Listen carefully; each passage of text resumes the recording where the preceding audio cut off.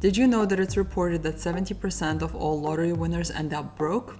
I think we all heard some of these stories, such as Lara and Roger, who won $2.2 million but ended up divorced and broke shortly after. Or Jack, who won over $300 million. He ended up being careless with his money, gave most of it away to anyone who asked, from churches to strip clubs. Later on, his wife left him, burned down his house, and he ended up dying at 72, broke and alone. Do all of these stories actually prove that money doesn't buy happiness? That's what I want to talk to you about today.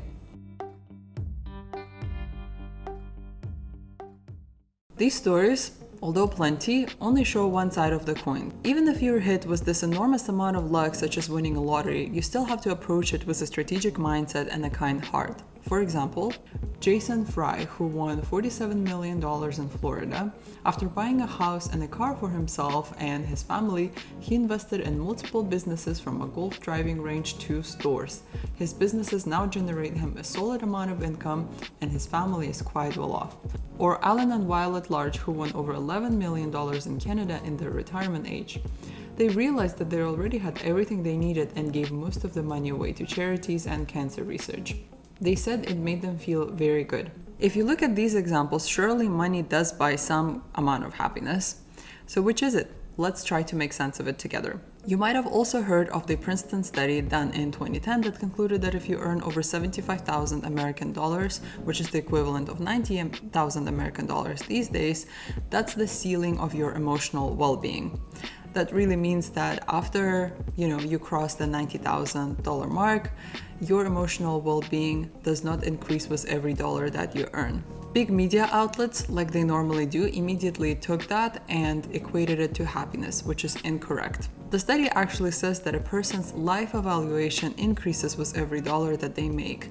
This means that they would put themselves higher on a ladder from 0 to 10 with every dollar that they make. However, their day-to-day emotional well-being does not change. You could say that it doesn't matter whether you earn 90,000 or 200,000, you will smile the same amount of times per day. Then there was another study that recently came out by Matthew Killingsworth from Wharton Business School that took a sample of tens of thousands of people and followed them for over 7 years. He took a very wide range of salaries, from people who make only minimum wage to people who make over $500,000 a year. He says that day-to-day happiness actually does increase with every dollar.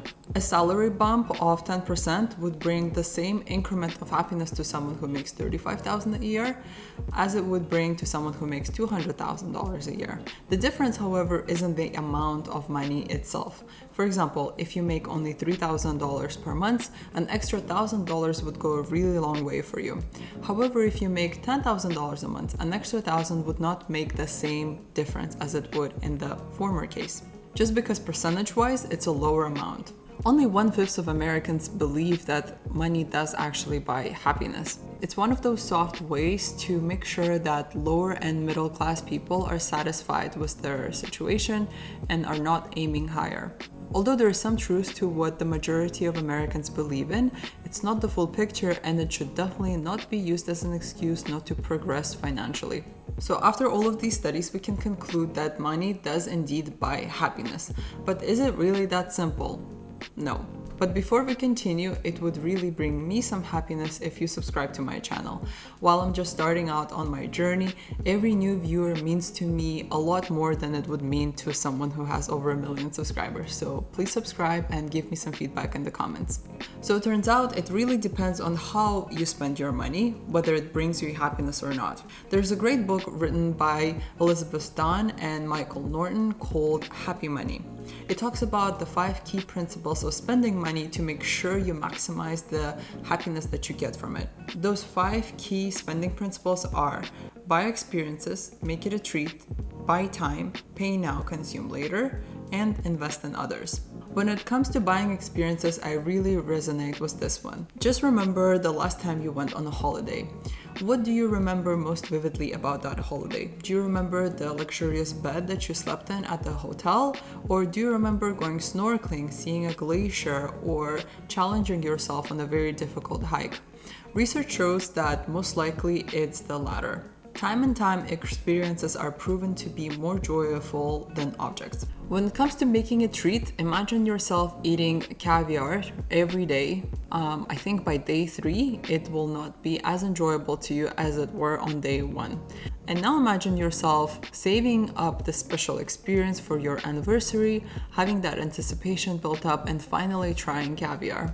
That would bring you more joy than it would otherwise. This really tells you that to make things special for yourself, they need to be rare. Buy time. If you really hate cleaning and you can afford to outsource this task, this book gives you a green light to do it. If money can buy you time, it can allow you to spend it on things that actually bring you happiness. Pay now, consume later.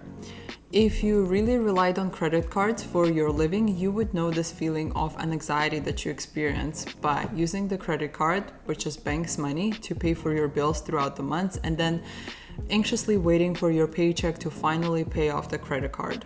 To be happier in this case, the order of these things needs to be reversed. If you ever planned a vacation for yourself when you pre-bought tickets, prepaid for the hotel and activities, you will know this feeling of deep anticipation for what you're about to endure. You will also experience happiness on the vacation when you don't need to worry about being able to afford things, planning things, thinking what you're gonna do the next day, because the yesterday you already took care of it. So this is an example of how you would buy now and consume later to increase happiness. And lastly, investing in others. Research really shows that by spending money on somebody else, you experience a greater level of happiness than you would spending that money on yourself.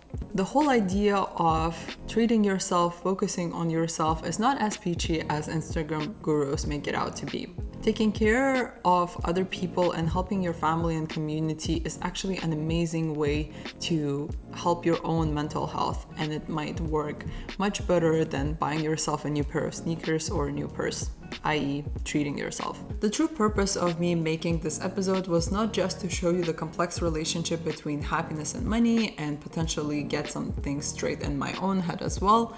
It was also to maybe encourage you to adjust your spending habits. If you adapt these simple principles in your life, you will make sure that as you build your career or your business, you won't be that sad story of a guy or a girl who had everything externally but nothing internally.